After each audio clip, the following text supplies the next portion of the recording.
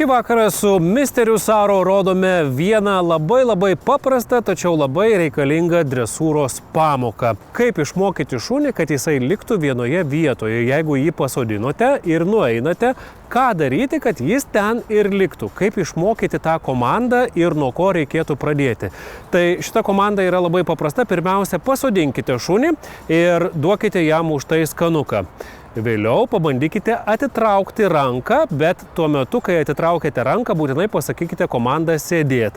Ir šuo vos tik tai pasėdėjo kelias akimirkas, vėl jį paskatinkite skanuku.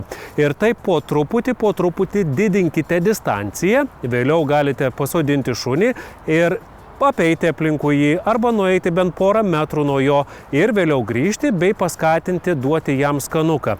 Ir čia yra labai svarbi akimirka. Šuo pats nuspręsti išeiti iš sėdėjimo komandos negali. Jūs turite išmokyti komandą laisvai arba free arba eik.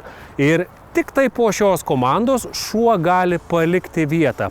Ir būtent tokiu būdu šunį išmokysite laukti ir būti vienoje vietoje.